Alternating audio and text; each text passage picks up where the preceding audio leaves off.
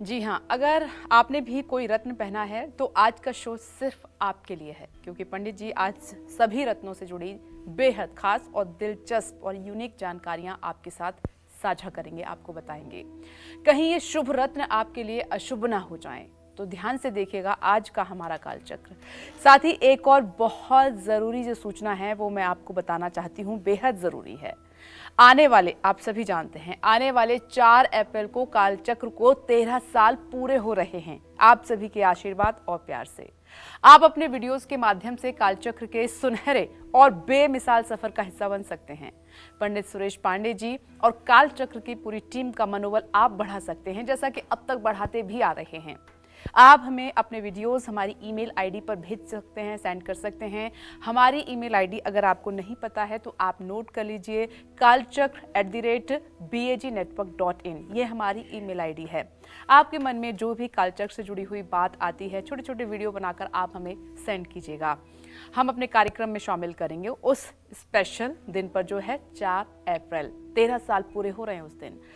तो आप अपने अनुभव हमसे साझा करें और इस दिन को और खास बनाएं। इसके अलावा अगर आपके मन में, जैसा कि हम हमेशा बताते हैं, कोई भी सवाल आ रहा है तो आपको करना क्या है, आपको हमें फ़ोन करना है। हमारा नंबर जल्दी से आप नोट कर लीजिए, 012066522411, और अपनी चर्चा की शुरुआत करें। उससे पहले हमेशा की तरह जान लेते हैं कि आज का शुभ मुहूर्त आपके लिए क्या है।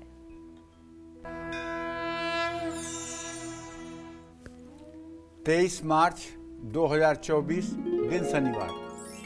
आज फाल्गुन शुक्ल पक्ष की त्रयोदशी तिथि सुबह 7:17 तक थी।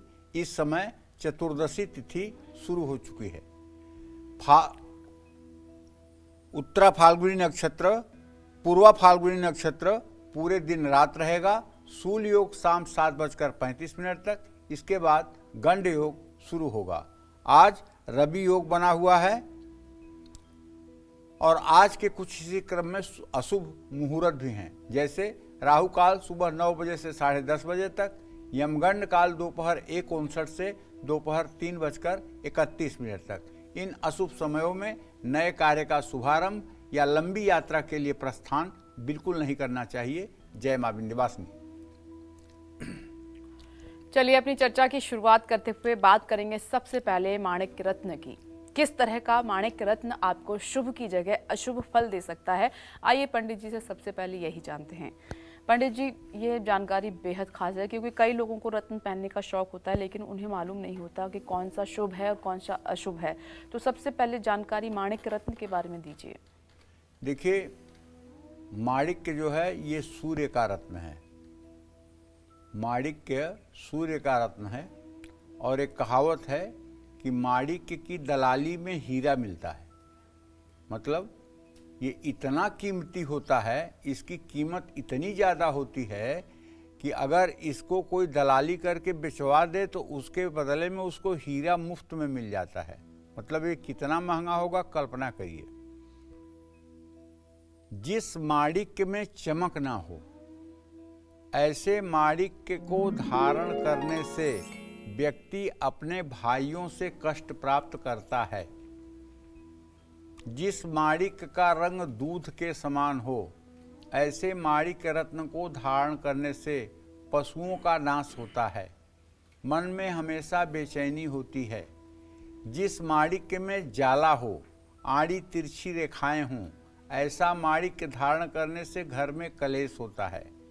जिस माणिक्य में 2 तरह के रंग दिखाई दें, उसे धारण करने वाले के पिता को कष्ट होता है। धुएं के रंग जैसा माणिक्य व्यक्ति पर दैवी प्रकोप देता है। जिस माणिक्य में क्रास हो, चीरा हो, उसे धारण करने से व्यक्ति को चोट लग सकती है या दुर्घटनाओं का सामना करना पड़ सकता है। मटमैले रंग का माणिक्य पेट के रोग देता है। कालिमा युक्त माणिक्य धारण करने से धनहानि के योग बनते हैं। ऐसा माणिक्य व्यक्ति के मान सम्मान को भी ठेस पहुंचाता है। जिस माणिक्य में गड्ढा हो, ऐसा रत्न शरीर में रोग पैदा करता है। जिस माणिक्य रत्न में एक से ज़्यादा दोष होते हैं, वो मृत्युकारक हो सकता है। ऐसे माणिक्य को धारण करने से व्यक्ति के साथ कई अनहोनी घटनाएं हो सकती हैं। माणिक्य का मतलब हुआ कि सूर्य का रत्न, रत्नों को धारण कराने की जो शास्त्र सम्मत विधि है वो ये है कि व्यक्ति का जन्म जिस लग्न में हुआ है उस लग्न का स्वामी जो ग्रह है, उससे पंचम भाव का स्वामी जो ग्रह है, उससे नवम भाव का स्वामी जो ग्रह है, इन्हीं 3 ग्रहों के रत्न धारण कराए जाते हैं। अब इसमें ज्योतिषी की बुद्धिमानी है कि वो ये देखे कि आपकी लग्न कुंडली आपके जीवन पर फलादेश कर रही है कि चंद्र कुंडली फलादेश कर रही है। चंद्र कुंडली माने जहां आपकी राशि है उसको 1 नंबर मान करके, और उससे पंचम और नवम भाव का स्वामी कौन है उसको देखना। अगर लग्न कुंडली किसी की प्रभावी है तो उसके लग्नेश पंचमेश नवमेश के रत्न दिए जाते हैं। अगर चंद्र कुंडली प्रभावी है तो उस राशि के स्वामी का जो रत्न है उससे पंचम और नवम के स्वामी का जो रत्न है वो धारण कराया जाता है। ये विशेष ज्ञान का विषय है और अनुभवी व्यक्तियों के द्वारा ही प्रेस्क्रिप्ट रत्न धारण करना चाहिए। रत्न नहीं धारण करेंगे तो कोई नुकसान नहीं होगा, लेकिन रत्न अगर गलत धारण हो गया तो उसका बुरा परिणाम जरूर होगा, इसमें कोई संशय नहीं है। तो इसलिए रत्न को धारण करते समय हर समय सतर्कता बरतनी चाहिए। अहंकार में आकर के अगर आपने रत्न धारण कर लिया तो उसका खामियाजा भी भुगतना पड़ता है, जैसा कि मैंने प्रैक्टिकल में जीवन में देखा है।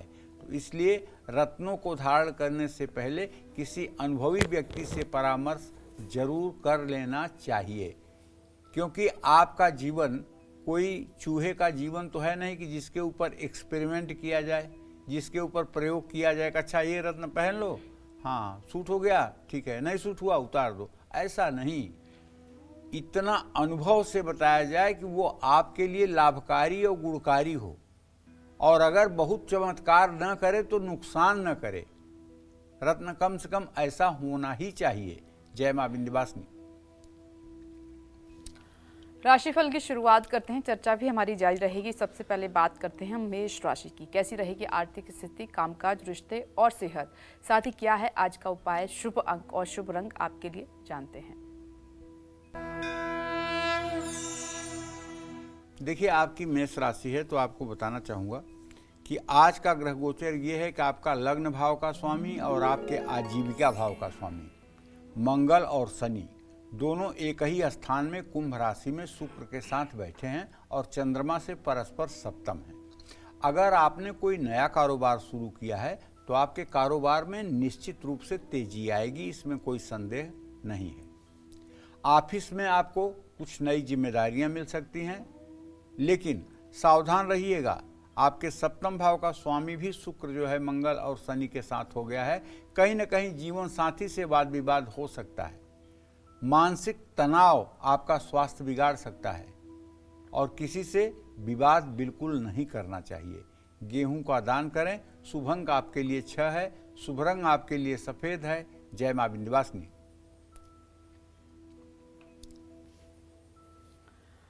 अब बात करते हैं मोती रत्न की। अगर मोती रत्न पहनने के बाद से आपको मुश्किलों का सामना करना पड़ रहा है तो आपको ऐसे में मोती रत्न से जुड़ी ये जानकारी ज़रूर जाननी चाहिए पंडित जी से। पंडित जी, अब बारी है मोती रत्न की, इससे जुड़ी हुई जानकारी दर्शकों को बताइए। देखिए, मोती का मतलब होता है कि मुक्ता, मुक्ता को ही मोती कहते हैं, अंग्रेजी में इसको पर्ल कहते हैं। असली मोती तो बसरा का मोती होता है। बसरा जो है एक समुद्र का तट है जहाँ पर सीप में वर्षा की बूंदें जाती हैं, स्वाति नक्षत्र की बूंदें जाती हैं जैसी मान्यता है, और उसमें से मोती नेचुरल पैदा होता है और उसको वहाँ गोताखोर निकालते हैं और उसको बेचते हैं। आज बसरा का मोती अगर कहीं मिल रहा होगा तो इतना महंगा होगा कि आम आदमी के पहुँच से बहुत बाहर होगा। जो मोती इस समय प्रचलन में है, लोगों के हाथों में जो आपको दिखाई दे रहा है, लोगों के गले में जो आप दिखाई दे रहा है, ये कल्चर्ड मोती है। ये केमिकल द्वारा बनाया हुआ मोती है। सीपों में केमिकल डाला जाता है और उसको फिर फ्रीजर में डाल दिया जाता है। कुछ दिनों के बाद उसको निकाला जाता है और उसमें मोती बने होते हैं, उन मोतियों को निकाला जाता है। ये एक तरह से कल्चर्ड मोती है और ये मोती भी चूंकि सीप में ही पैदा होता है इसलिए इसका प्रभाव भी होता है, ऐसा नहीं है कि नहीं होता है। पहली बात, टूटा हुआ मोती और अशुद्ध और हानि करने वाला, टूटा हुआ मोती जो है अशुद्ध और हानि करने वाला होता है। टूटा हुआ मोती पहनने से कष्ट बढ़ते हैं, मन अस्थिर रहता है। मोती में किसी तरह की रेखा होना शुभ नहीं माना जाता है। जिस मोती में बहुत सारी रेखाएं हों उसे धारण करने से पैसे का बहुत ज़्यादा नुकसान होता है। जिस मोती में गोल रेखाएं हों उसको पहनने से स्वास्थ्य हानि हो सकती है। जिस मोती में कई धब्बे हों उसे धारण करने से शरीर में बीमारियां बढ़ती हैं। बेडौल लंबा मोती धारण करने से बल बुद्धि का नाश होता है। बिना चमक का मोती धारण करने से दरिद्रता आती है। जो मोती एक तरफ से नोकीला हो उसे धारण करने से कुल का नाश होता है। चपटा मोती जीवन साथी के लिए शुभ नहीं होता है, सुख सौभाग्य की हानि कराता है। हल्का सा लाल रंग लिया हुआ मोती लक्ष्मी को घर में नहीं रहने देता है। और असली मोती की पहचान ये है कि मोती के 2 दाने ले लीजिए और थोड़े से चावल अपने हाथ में ले लीजिए और उसमें चावल के साथ मोती को 2 मिनट तक रगड़िए और फिर उसको देखिए। अगर उसका रंग पहले वाले मोती से अलग हो जाए तो ये नकली मोती है, ये फिर प्लास्टिक का ही दाना है, ये मोती नहीं है। और अगर उसकी चमक बरकरार रहे तब वो असली मोती है। इस तरह से मोती चंद्रमा का रत्न है। और जिन लोगों की जन्म कुंडली में लग्नेश, पंचमेश, नवमेश चंद्रमा होता है उन्हीं लोगों को मोती धारण करना चाहिए। या चंद्र कुंडली के हिसाब से जिनका लग्नेश, पंचमेश, नवमेश होता है उन्हीं लोगों को मोती धारण करना चाहिए। कभी ऐसा नहीं करना चाहिए कि यदि आपके 6ठे, 8वें और 12वें भाव का स्वामी चंद्रमा हो और आप मोती धारण कर लें। ये फिर अनर्थकारक होगा, चाहे जितना अच्छा मोती होगा लेकिन नुकसान पहुंचाएगा। जय मां विंध्यवासिनी। पंडित जी, 4 अप्रैल का दिन हम सब के लिए बहुत खास है, दर्शकों के लिए भी बहुत खास है, क्योंकि 13 साल हम उस दिन कालचक्र के पूरे करने जा रहे हैं। इस मौके पर आप कुछ कहना चाहें दर्शकों से? मैं तो यही कहना चाहूँगा कि देखिए, आप लोगों के स्नेह, प्यार और आशीर्वाद के बदौलत ये कालचक्र 4 अप्रैल को अपना 13 साल पूरा करेगा। 4 अप्रैल 2011 से कालचक्र की शुरुआत हुई थी और 4 अप्रैल 2024 को इसके 13 साल पूरे होंगे। आप लोग जैसे पिछले साल अपना वीडियो बना करके और सेंड किए थे, उसी तरह से आप लोग अपने अनुभव हमसे साझा करें। हमें और क्या करना चाहिए सुझाव दें। आपको कैसा लगा प्रोग्राम, उसमें क्या और किया जा सकता है, ऐसा भी आप सुझाव दें। हम आपको विश्वास देते हैं वो आपका वीडियो 4 अप्रैल को चलेगा और आपकी बातों पर पूरी गंभीरता से आगे 14वें वर्ष में ध्यान दिया जाएगा। तो इसलिए आप अपना एक छोटा सा वीडियो 1 मिनट के अंदर का वीडियो बना करके और उसे भेज दें। निश्चित रूप से ये हमारे उत्साह को और हमारी टीम के उत्साह को बढ़ाने के लिए आपकी मदद होगी। जय मां विंध्यवासिनी। जी हाँ, जैसा कि आपने पंडित जी को सुना, 4 अप्रैल को कालचक्र को 13 साल पूरे हो रहे हैं और 14वें वर्ष में हम प्रवेश करेंगे। तो आपको क्या करना है, आपको अपने वीडियोस के माध्यम से कालचक्र के सुनहरे और बेमिसाल सफर का हिस्सा बनना है। पंडित सुरेश पांडे जी और कालचक्र की पूरी टीम का इससे मनोबल बढ़ेगा। आप हमें अपने वीडियोस हमारी ईमेल आईडी पर सेंड कर सकते हैं और हमारी ईमेल आईडी जल्दी से आप नोट कर लीजिए, kalchakr@bagnetwork.in। ये है हमारी ईमेल आईडी। आप अपने अनुभव हमसे साझा करेंगे तो ये दिन और भी खास बन जाएगा। अब आगे बढ़ते हैं और राशियों का रुख कर लेते हैं। अब बारी है वृषभ राशि की। कैसी रहेगी आर्थिक स्थिति, कामकाज, रिश्ते और सेहत, साथ ही क्या है आज का उपाय, शुभ अंक और शुभ रंग, जानते हैं। वृषभ राशि के जातकों को बताना चाहूँगा कि आपके आजीविका के स्थान में मंगल, शुक्र, शनि की स्थिति है और आमदनी के स्थान में आपका बुध, राहु और सूर्य विद्यमान है।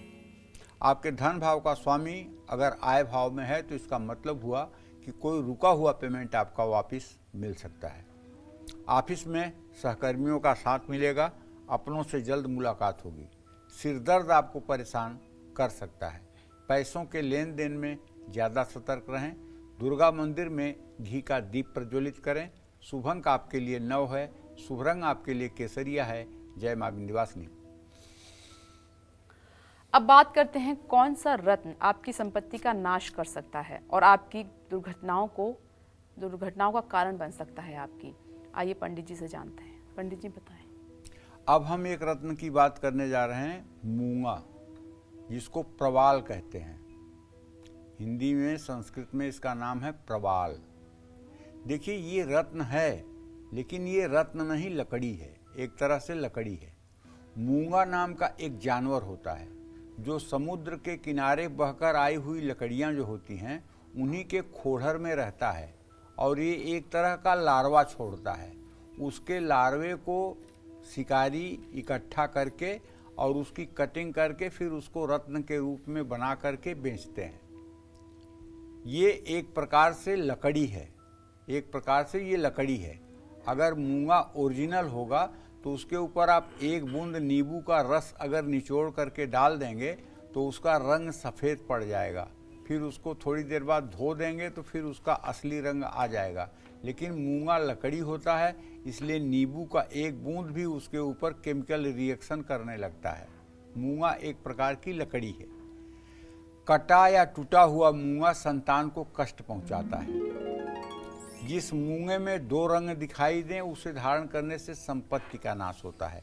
जिस मूंगे में गड्ढा हो उसे धारण करने से जीवन साथी को कष्ट पहुंचता है। काले धब्बे वाला मूंगा धारण करने से दुर्घटना की संभावना बढ़ जाती है। मूंगे में अगर छेद हो तो उसको धारण करने से शरीर में रोग बढ़ते हैं। ऐसा ज़्यादा करके इटालियन मूंगा में देखा जाता है। उसमें घुन जैसे छेद होते हैं, घुन जैसे छेद करता है, ऐसे छेद होते हैं और ये मूंगा नुकसानदायक होता है। वैसे देसी मूंगा सबसे अच्छा होता है। वैसे जापानी मूंगा भी ठीक है, लेकिन देसी मूंगा की अपेक्षा कोई मूंगा अच्छा नहीं होता है। और मूंगा कई शेप में आता है। त्रिकोण के आकार में भी आता है, कैप्सूल के भी आकार में आता है और गोलाकार भी होता है। ज़्यादा करके लोग त्रिकोण मूंगा को प्रीफर करते हैं, लेकिन मैं बताना चाहूँगा यदि मंगल आपका उच्च राशि में है और मंगल आपका लग्नेश, पंचमेश, नवमेश है तो अगर आप कैप्सूल वाला मूंगा या गोल वाला मूंगा धारण करेंगे तो ये आपके लिए ज़्यादा फलदायी होगा। जय मां विंध्यवासिनी। कॉलर सुभाषी दिल्ली से इस वक्त हमारे साथ मौजूद हैं। स्वागत है आपका कालचक्र में। अपना प्रश्न पंडित जी से पूछिए। नमस्कार पंडित जी। हाँ, सदा सुखी रहिए।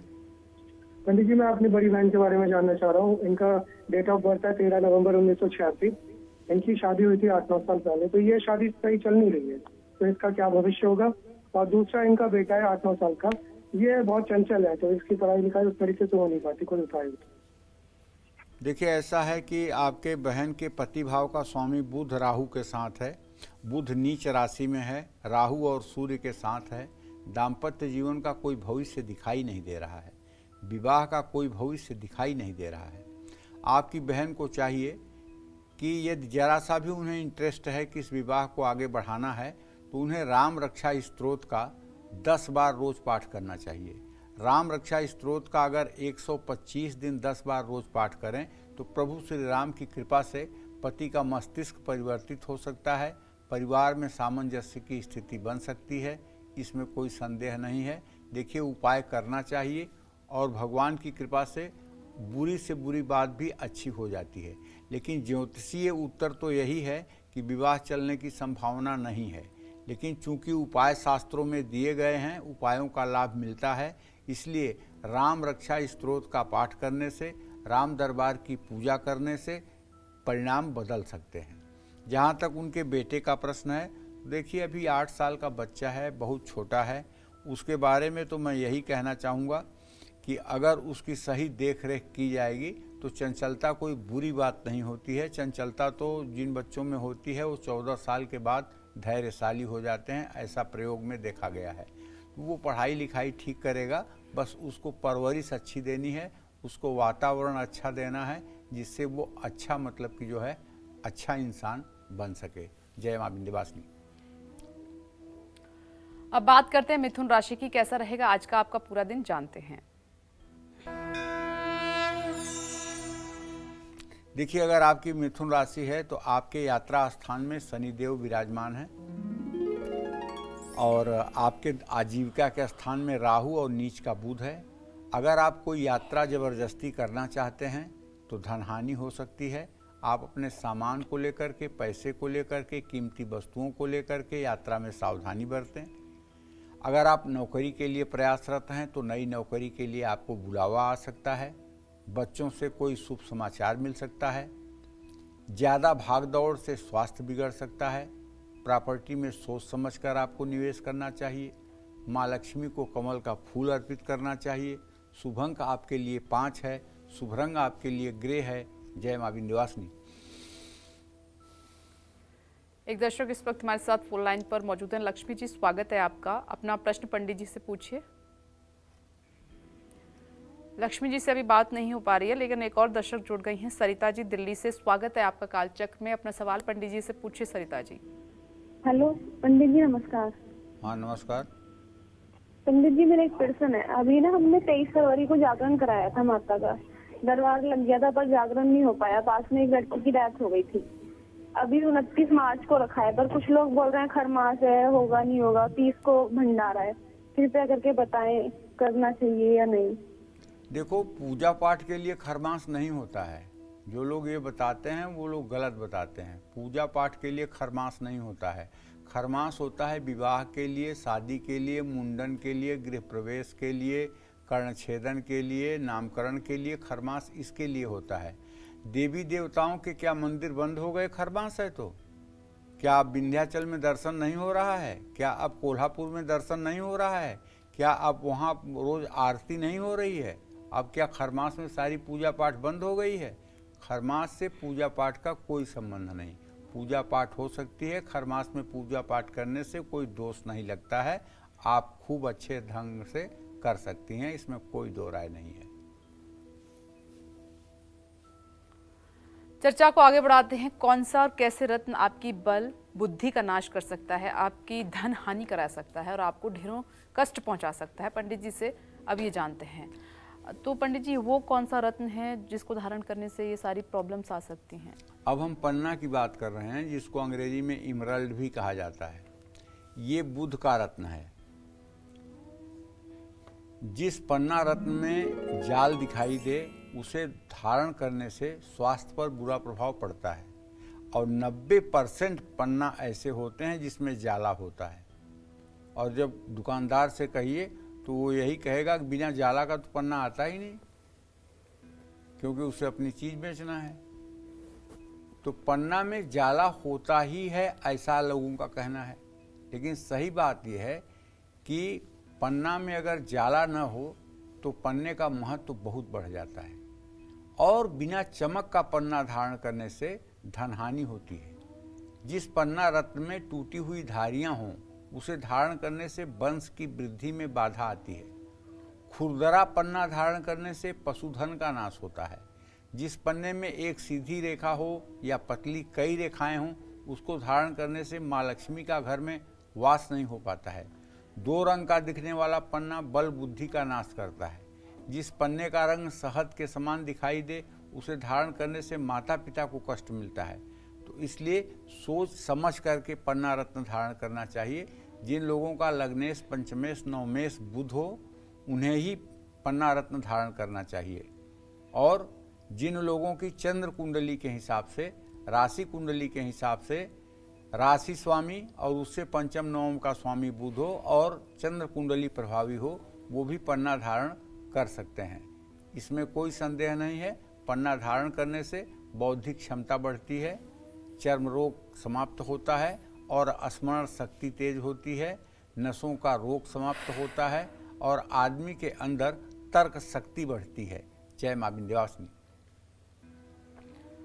और अब बात कर लेते हैं कर्क राशि की। कैसा रहेगा पूरा दिन आपका, जानते हैं। देखिए, कर्क राशि का स्वामी सूर्य इस समय सिंह राशि में गोचर कर रहा है और आपके गमन स्थान में चूंकि राहु और सूर्य हैं, ऐसे में मैं कहना चाहूँगा कि किसी धार्मिक यात्रा पर धन खर्च होगा, जो अच्छी बात है, इसको खराब मत मानिए। आज अगर आप नौकरी करते हैं, पूरे दिन आपकी व्यस्तता रहेगी। परिवार के साथ घूमने का प्लान बन सकता है और व्यर्थ का गुस्सा आपका ही नुकसान कराएगा। वाहन चलाते समय खूब सतर्क रहें। हो सके तो गाय को रोटी खिलाएं। शुभ अंक आपके लिए 5 है। शुभ रंग आपके लिए नीला है। जय मां विंध्यवासिनी। चलिए एक बार फिर से आपको बता देते हैं कि 4 अप्रैल को कालचक्र को 13 साल पूरे हो रहे हैं। आप अपने वीडियोस के माध्यम से कालचक्र के सुनहरे और बेमिसाल सफर का हिस्सा बन सकते हैं। पंडित सुरेश पांडे जी और कालचक्र की पूरी टीम का मनोबल बढ़ा सकते हैं। आप हमें अपने वीडियोस हमारी ईमेल आईडी पर सेंड कर सकते हैं। हमारी ईमेल आईडी जल्दी से आप नोट कर लीजिए, जो कि है kalchakra@vagnetwork.in।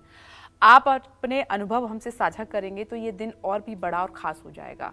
फिलहाल रत्नों से जुड़ी और भी खास जानकारी आपको आगे पंडित जी देंगे, लेकिन इस छोटे से ब्रेक के बाद बने रहें हमारे साथ और देखते रहें कालचक्र। ब्रेक के बाद स्वागत है आप सभी का कालचक्र में। आज कालचक्र में पंडित सुरेश पांडे जी आपको रत्नों से जुड़ी वो जानकारियां दे रहे हैं जो आपका बड़े से बड़ा नुकसान होने से बचा सकते हैं। अगर आप भी रत्न पहनते हैं या पहनने का प्लान कर रहे हैं तो आपको आज का कालचक्र ध्यान से जरूर देखना चाहिए। अपनी इसी चर्चा को आगे बढ़ाते हुए बात करते हैं पुखराज रत्न की। कैसा पुखराज रत्न आपके अनिष्ट और दुखों का कारण बन सकता है, आइए पंडित जी से जानते हैं। पंडित जी, पुखराज जो रत्न है उसकी पहचान कैसे करें कि ये सही है, गलत है, असली है या नकली है? देखिए, चमक रहित पुखराज धारण करने से सेहत को नुकसान होता है। पहली बात, आजकल अपनी बिक्री बढ़ाने के लिए दुकानदार क्या कहते हैं, सुनिए ध्यान से। कहते हैं ब्राह्मण वर्ण पुखराज, क्षत्रिय वर्ण पुखराज, वैश्य वर्ण पुखराज। मतलब अगर सफ़ेद रंग का है तो ब्राह्मण वर्ण पुखराज है, अगर हल्का लालिमा युक्त है तो क्षत्रिय वर्ण पुखराज है। ये केवल अपनी बिक्री बढ़ाने के लिए। पुखराज वो हो ही नहीं सकता जो पीला न हो। अगर पीला नहीं है तो पुखराज हो ही नहीं सकता। अब उसके लिए चाहे जितनी दलीलें कोई दे। जिस पुखराज में खड़ी लकीरें दिखाई देती हैं, उसे धारण करने वाले के भाई बहन दोस्त भी उसके विरोध में खड़े हो जाते हैं। फीके रंग का पुखराज शरीर में रोग और चोट का कारण बन सकता है।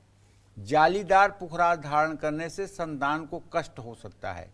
2 रंग वाला पुखराज शरीर में रोग को बढ़ाता है। इस तरह से पुखराज की गुणवत्ता का ध्यान दे करके और इसको जूलॉजिकल लैब से सर्टिफाइड करा करके ही धारण करना चाहिए। आजकल बैंकॉक का पुखराज बहुत ज़्यादा प्रचलन में चल रहा है और इस पुखराज के सामने अगर आप 200 वाट का बल्ब जला करके और उसके सामने 2 मिनट के लिए कर दीजिए तो ये पीले से सफ़ेद हो जाएगा। ये पीले रंग से सफ़ेद रंग हो जाएगा, क्योंकि ये मतलब कि जो है रंगा हुआ पुखराज है। इसका कोई इतना असर या अस्तित्व नहीं होगा।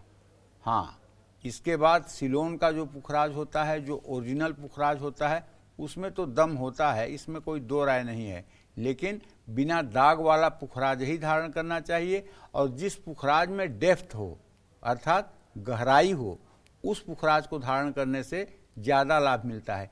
चिपटा पुखराज उतना लाभकारी नहीं होता है जितना कि गहराई वाला पुखराज लाभकारी होता है। जय मां विंध्यवासिनी। अब बात करते हैं सिंह राशि की। कैसा रहेगा आज का पूरा दिन आपका, जानते हैं। देखिए, सिंह राशि के जातकों को बताना चाहूँगा कि आपके राशि में इस समय चंद्रदेव व्यय भाव के स्वामी होकर के विराजमान हैं। आपके 10वें भाव का स्वामी शुक्र इस समय शनि और मंगल के साथ है। अगर कोई कारोबारी डील आज आप कर रहे हैं और उसमें जरा सा भी असावधानी होगी तो नुकसान हो सकता है। लेकिन अगर आप नौकरी करते हैं तो तरक्की का योग बना हुआ है। घर में गेस्ट आ सकते हैं, मेहमान आ सकते हैं। आज आपको चाहिए कि अगर आपकी माँ बुजुर्ग हैं तो उनके स्वास्थ्य का ध्यान रखिए। जल्दबाजी में कोई बड़ा फैसला आज आपको नहीं लेना चाहिए। पानी में 2 चुटकी हल्दी डालकर स्नान करना चाहिए।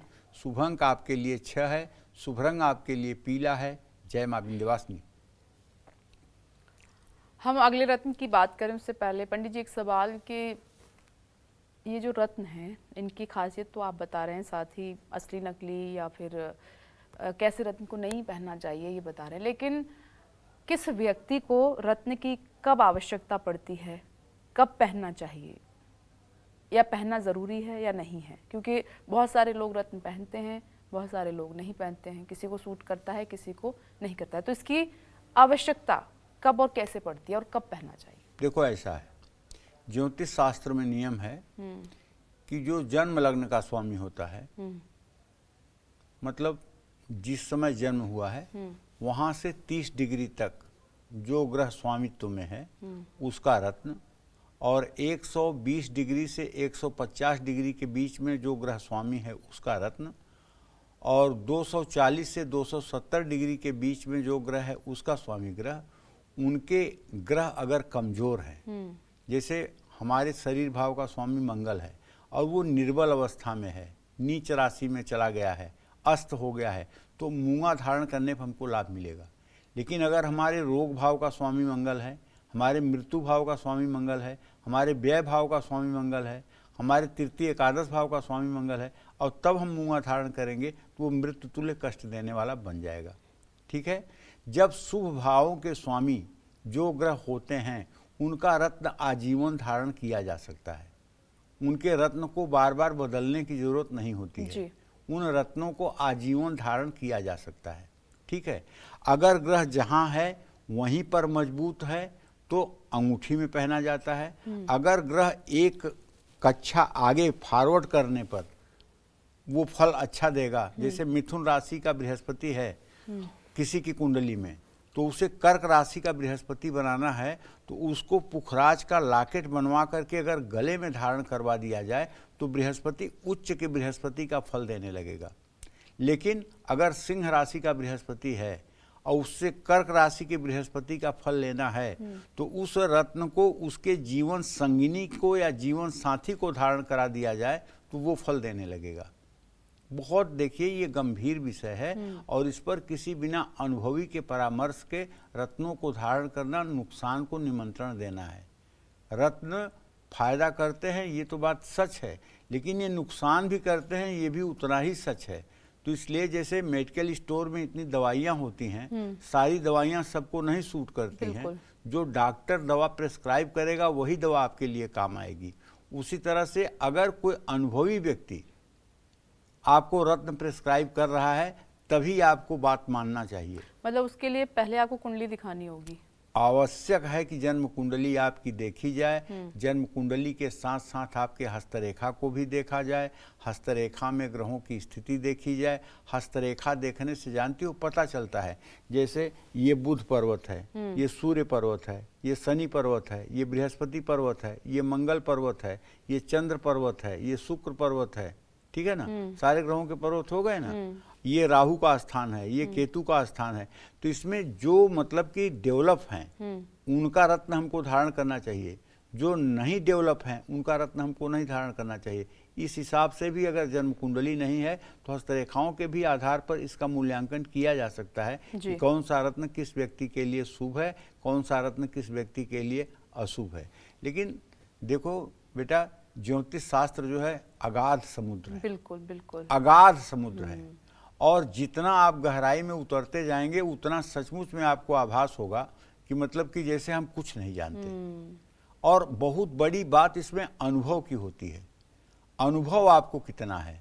तो आज भी आपको लगता है कि मुझे और भी गहराई में उतरने की जरूरत है इतना अनुभव होने के बाद? मैं आपको बता रहा हूं कि 15 साल की उम्र से मैं पंडिताई कर रहा हूं, और 15 साल की उम्र में पिताजी के मार्ग निर्देश में हमने जन्म कुंडली लिखना शुरू कर दिया था जी। वो गणित करके बता देते थे और मैं हैंड राइटिंग अच्छी बना के कुंडली लिख देता था। उस समय कुंडली जो है कागज़ पे बनाई जाती थी, उसको चिपका चिपका करके कागज़ लंबा किया जाता था, उस पर फिर ड्राइंग खींच करके फिर कुंडली बनाई जाती थी। और उसमें सबसे बड़ी एक नियम की बात ये होती थी कि कोई अक्षर पर कट नहीं होना चाहिए, कुंडली में कहीं कटिंग नहीं होनी चाहिए। अगर कटिंग हो गई तो कागज़ फिर से बदल के दूसरा कागज़ लगाया जाता था। ठीक है, अब कंप्यूटर का ज़माना आ गया है। अब कंप्यूटर 2 मिनट में कुंडली बना देता है और उस कुंडली से ज़्यादा प्रमाणिक कुंडली बना देता है, क्योंकि ये सूक्ष्म गणना कर देता है। तो अभी भी जब हम मतलब कि ज्योतिष के ग्रंथों को पढ़ते हैं तो लगता है यार अभी बहुत कुछ जानकारी जानना शेष है। ज्योतिष के ग्रंथों को जानने के बाद लगता है कि अभी बहुत कुछ जानना बाकी है, क्योंकि कोई भी ग्रंथ जो है एक पक्षी बात कह रहा है, दूसरा ग्रंथ दूसरी बात कह सकता है, तीसरा ग्रंथ तीसरी बात कह सकता है। जैसे हमने अपनी कुंडली देखी तो मुझे पता लगा कि हमारी अल्पायु है, 33 साल की उम्र में मैं मर जाऊंगा। तो मैंने अपना सारा व्यवसाय वगैरह जो है अपने भाई को सौंप दिया। ये बात सच है? ये बात सच है, 200% सच है। तो 31 साल की उम्र में मुझे लगा नहीं, मैं तो मरने वाला हूँ और 2 साल बाद तो क्या होगा बच्चों का, अब छोटा भाई व्यवसाय देखेगा तो हमारे बच्चों की भी परवरिश हो जाएगी। और हम 2 साल तक इधर उधर राजनीति और मतलब कि इन सब कामों में अपने मन को व्यस्त रखने लगे।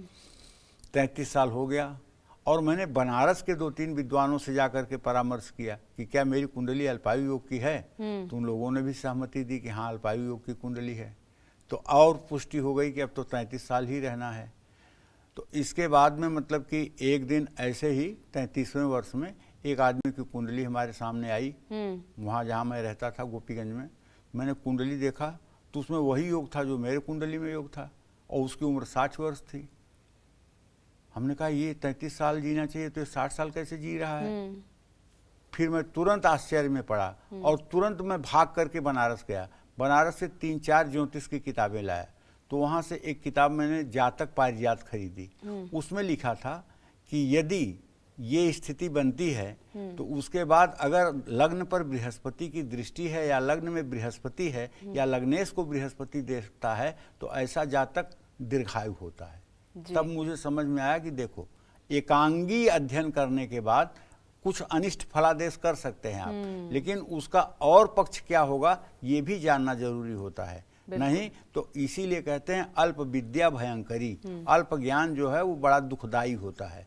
तो ज्योतिष का सार्वभौम ज्ञान होना आवश्यक है और इसके लिए अनुभव की भी आवश्यकता है। बिल्कुल, ये सवाल इसलिए पंडित जी से पूछा कि हम रत्नों की बात कर रहे हैं और रत्न जो पंडित जी बता रहे हैं बहुत ज़्यादा, जब तक आप श्योर ना हो, किसी बुद्धिमान व्यक्ति ने आपको रिकमेंड ना किया हो, जब तक आपने कुंडली ना दिखाई हो, तो अपने मन से किसी भी रत्न को आप धारण ना करें। अब बात करते हैं अगले रत्न की। इस रत्न से आपको फायदे की जगह नुकसान उठाना पड़ सकता है, साथ ही आपके साथ अनहोनी भी हो सकती है। वो कैसे पंडित जी बता रहे हैं आपको, पंडित जी बताइए। देखिए अब हम हीरा रत्न की बात कर रहे हैं।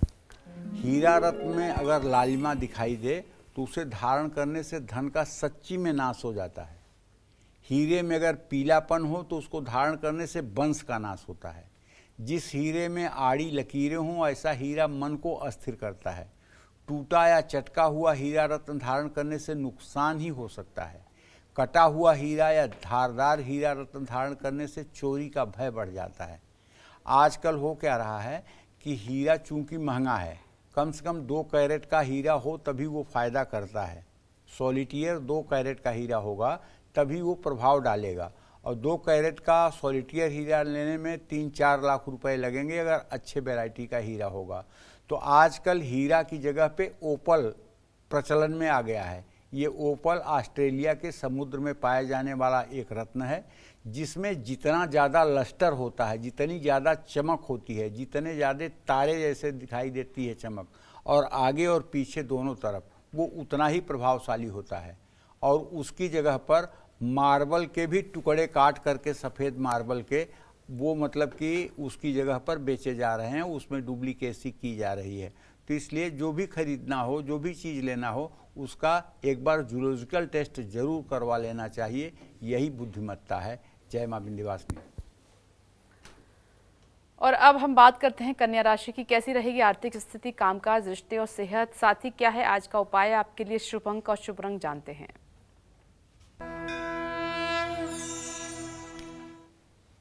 देखिए आप सभी लोगों को बताना चाहूँगा कि कोई पुराना निवेश, कन्या राशि के जातक जान लें, भले ही बुध आपका नीच राशि में है लेकिन सप्तम भाव में तो है, तो कोई पुराना निवेश धन लाभ कराएगा। काम से जुड़ी यात्रा करनी पड़ सकती है, बच्चों के साथ कहीं घूमने जा सकते हैं। अगर आपकी उम्र 60 साल से ज़्यादा है तो घुटनों का दर्द आपको परेशान कर सकता है। किसी बड़े बुजुर्ग का भूल कर भी अपमान न करें। ज़रूरतमंदों में अन्न दान करें। शुभ अंक आपके लिए 3 है। शुभ रंग आपके लिए गुलाबी है। जय मां विंध्यवासिनी। और अब बात करते हैं उस रत्न की जो अपना दुष्प्रभाव तुरंत दिखा देता है। इस रत्न को पहनते समय आपको कौन सी बातों का ध्यान रखना बेहद ज़रूरी है, पंडित जी से अब ये जानते हैं। पंडित जी, अब इस रत्न के बारे में बताइए। देखिए, नीलम एक ऐसा रत्न है जो 1 घंटे में अपना असर दिखाता है, गारंटी के साथ बता रहा हूँ। नीलम पहनने के पहले उसको मुट्ठी में बंद करके शनिवार को 4 बजे शाम आप बैठ जाइए। अगर 1 घंटे में आपको चक्कर आने लगे, आपके शरीर में जो है खुजली होने लगे, आपका सर भारी हो जाए, आपको बुरे टेलीफोन पर कोई संदेश मिल जाए, तो नीलम का त्याग कर देना चाहिए। और अगर नीलम पहनने के बाद आपको गुड न्यूज़ मिलने लगे, आपके मन में प्रसन्नता का संचार होने लगे, आपका मन प्रफुल्लित हो जाए, तो आपको नीलम धारण करना चाहिए। नीलम जितना लाभकारी है उतना ही ज़्यादा डेंजरस है। 24 घंटे के अंदर ये अपना फल दिखा देता है। 24 घंटे से ज़्यादा नहीं चाहिए इसको। नीलम में अगर सफ़ेद लाइन है तो पहनने वाले की एक्सीडेंट में मृत्यु होती है। दुधिया रंग का अगर नीलम है तो कुल लक्ष्मी का नाश करता है। जिस नीलम में क्रॉस का निशान दिखाई दे उसे धारण करने से दरिद्रता आती है। 2 रंग का नीलम संतान और पत्नी को नुकसान पहुंचाता है। जिस नीलम में जाल हो उसे धारण करने से शरीर में रोग बढ़ते हैं। जिस नीलम में गड्ढा हो उसे धारण करने से शत्रु से नुकसान का भय हमेशा रहता है। बिना चमक का नीलम रत्न धारण करने से अपनों को हानि होती है। जय मां विंध्यवासिनी। चलिए आगे बढ़ते हैं और हम अगली राशि की बात कर लेते हैं। तुला राशि की बात कर रहे हैं।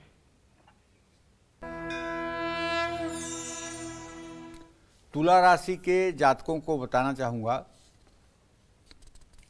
कि ग्रह गोचर ये है आपका कि आपके सप्तम भाव में बृहस्पति है और 10वें भाव का स्वामी आपके चंद्रमा है, 4th भाव का स्वामी शनि है।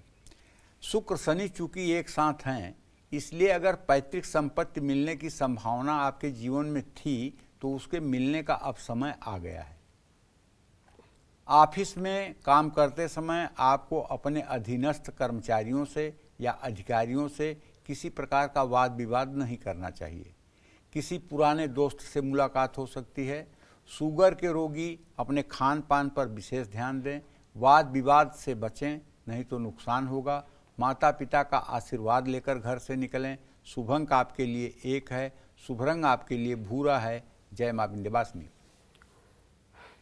और अब हम बात करेंगे कैसा और कौन सा रत्न आपका मान सम्मान छीन सकता है, आपके विरोधियों को बढ़ा सकता है और आपके सभी सुखों को छीन सकता है। पंडित जी से अब ये जानते हैं। पंडित जी, अब बताइए इस रत्न के बारे में, कौन सा है वो रत्न? देखिए, अब हम गोमेद की बात कर रहे हैं। गोमेद भी कई प्रकार का होता है। एक गया गोमेद होता है जो जरा सा काला रंग लिए हुए होता है, बड़ा सस्ता होता है। एक सिलोमी गोमेद होता है जो महंगा होता है। रूखा गोमेद मान प्रतिष्ठा में कमी लाता है। बिना चमक वाला गोमेद हानिकारक और रोगकारक होता है। ये राहु का रत्न है। जिस गोमेद में एक से ज़्यादा रंग दिखाई दें उसे धारण करने से धन का नाश होता है। काले धब्बे वाला गोमेद संतान को कष्ट और रिश्तेदारों से दूरी का कारण बनाता है। जिस गोमेद में चीरा या क्रास हो उसे धारण करने से समाज में आपके खिलाफ विरोध हो सकता है। 2 रंग वाला गोमेद अपने घर से दूर ले जाता है। जिस गोमेद में सफ़ेद दाग दिखाई दे उसे धारण करने से भाग्य कमज़ोर हो जाता है। जिस गोमेद में जाल दिखाई दे वो हर तरह के सुख का नाश करता है। राहु अगर आपकी कुंडली में अच्छा होगा तभी गोमेद आपको फ़ायदा करेगा। अगर राहु आपकी कुंडली में खराब है और आपने गोमेद पहन लिया तो ये सर्वनाश का लक्षण होगा। इस बात को ध्यान से समझना चाहिए। जय मां विंध्यवासिनी। और अब बात करते हैं वृश्चिक राशि की। कैसा रहेगा आपका पूरा दिन, भाग्य साथ देगा या नहीं, जानते हैं।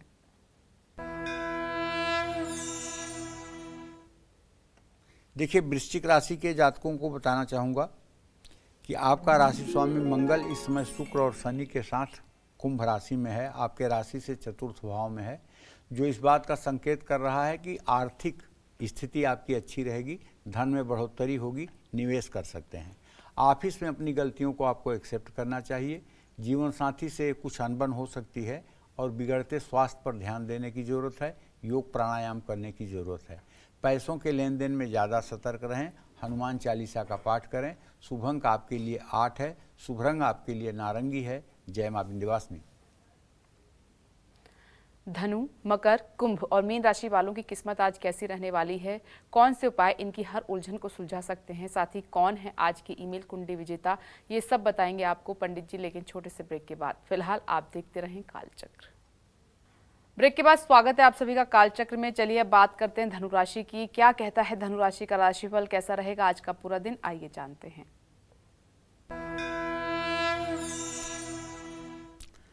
धनु राशि के जातकों को बताना चाहूँगा कि आपका राशि स्वामी बृहस्पति इस समय आपके पंचम भाव में गोचर कर रहा है। आपका आत्मविश्वास ही आपको धन लाभ कराएगा। जितना कॉन्फिडेंस आपके अंदर होगा उतना अच्छा आप लाभ कर पाएंगे। अगर आप चाहें तो किसी नई नौकरी के लिए भी आवेदन कर सकते हैं। ये समय आपके अनुकूल है। सीधी सीधी बात, पारिवारिक मतभेद जरूर हो सकते हैं, पाचन से जुड़ी समस्या भी हो सकती है, लेकिन ये कोई बड़ी समस्या नहीं होगी। हाँ, किसी से कोई गलत कमिटमेंट ना करें जो आप पूरा न कर सकते हो, ऐसा कोई वायदा न करें। बजरंग बाण का पाठ करें। शुभ अंक आपके लिए 6 है। शुभ रंग आपके लिए गोल्डन है। जय मां विंध्यवासिनी। और आप बात करते हैं मकर राशि की। जानते हैं कि आज आपका भाग्य कितना साथ देगा। देखिए, आपके यात्रा के स्थान में केतु है।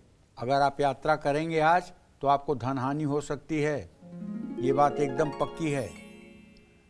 ऑफिस में आपके काम की तारीफ होगी। पिता से अनबन समाप्त होगी। अच्छा खान पान रखिएगा, वरना सेहत बिगड़ सकती है। आपकी जिद आपका नुकसान करा सकती है। शिवलिंग पर जलाभिषेक करिए। शुभ अंक आपके लिए 7 है। शुभ रंग आपके लिए आसमानी है। जय मां विंध्यवासिनी।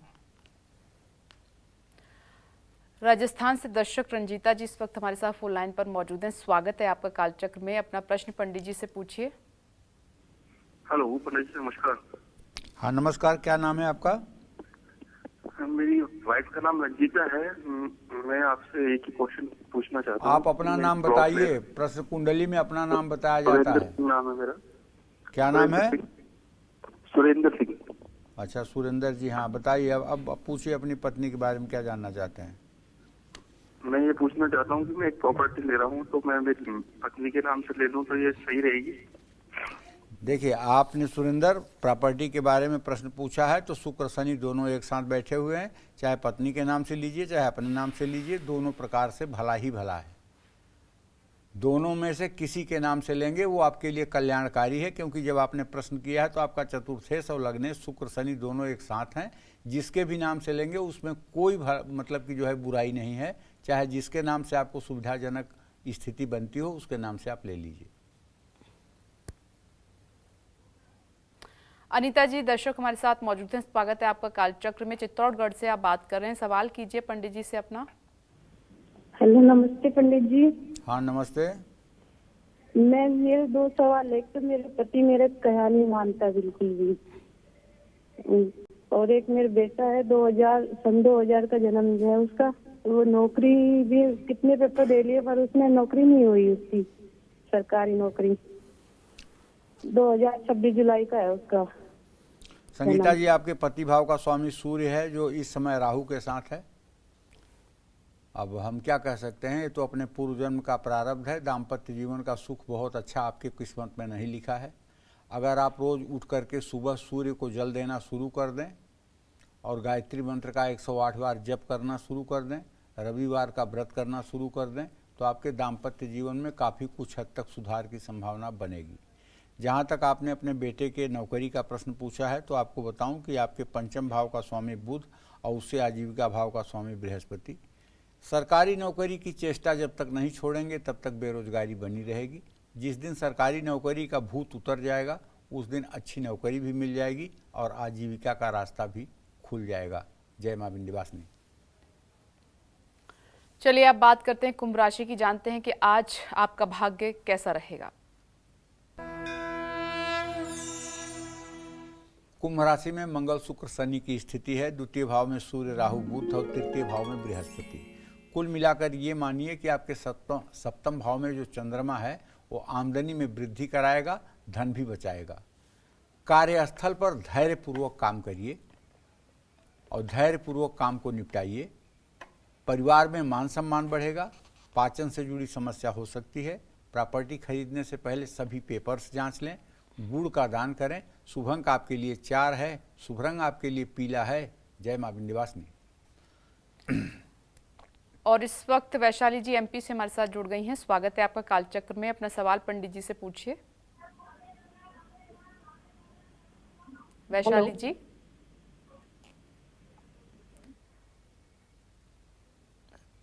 सत्यम जी जुड़ गए हैं गोरखपुर से। स्वागत है आपका। आप अपना सवाल कीजिए सत्यम जी। हाँ गुरुजी प्रणाम। हाँ सुखी रहिए। मैं सत्यम शर्मा सर, गोरखपुर से।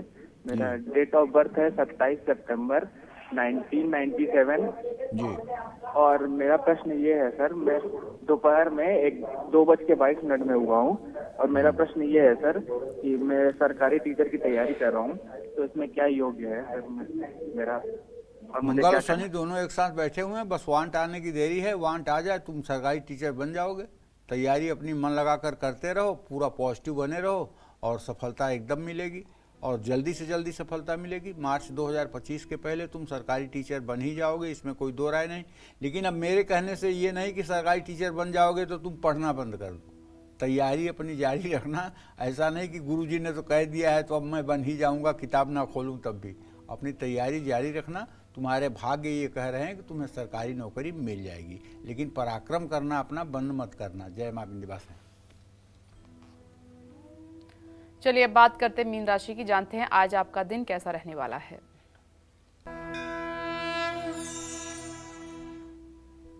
देखिए, मीन राशि के जातकों का ग्रह गोचर इसलिए नहीं अच्छा है कि राहु और सूर्य का ग्रहण दोष आपके राशि में बना हुआ है।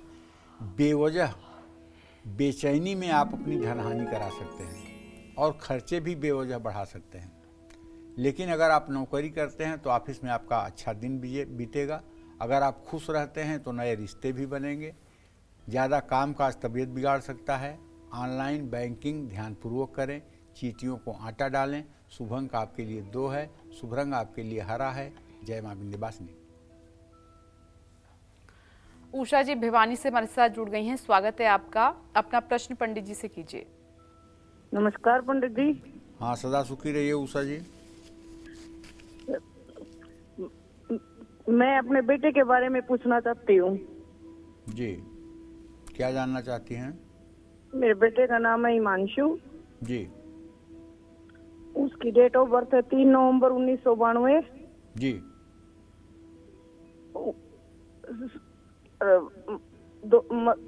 सुबह 1:15 पे। जी। इसकी शादी के बारे में पूछना है भाई। इसको कोई लड़की नहीं पसंद आती है। देखिए, आपके पंचम भाव का स्वामी बुध है और उससे सप्तम भाव का स्वामी बृहस्पति है। बुध और बृहस्पति परस्पर द्वितीय द्वादश की स्थिति में हैं। 32 साल के हो गए हैं। अब विवाह में विलंब हो रहा है और अभी भी विवाह का संयोग बनता हुआ दिखाई नहीं दे रहा है।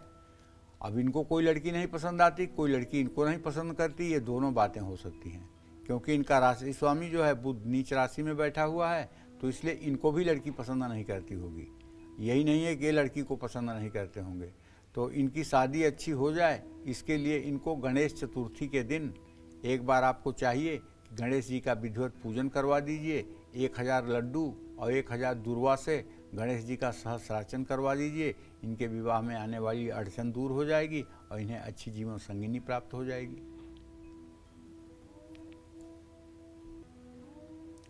और अब बारी है आज के हमारे ईमेल कुंडली विजेता की। बेगूसराय बिहार की रहने वाली हैं लक्ष्मी कुमारी और इन्होंने ईमेल के जरिए अपने भविष्य के बारे में जानना चाहा है और इस वक्त लक्ष्मी जी हमारे साथ फोन लाइन पर मौजूद भी हैं। पंडित जी, मैं इनकी डिटेल आपको नोट करा देती हूँ। 21 दिसंबर 1992 6 AM बेगूसराय बिहार।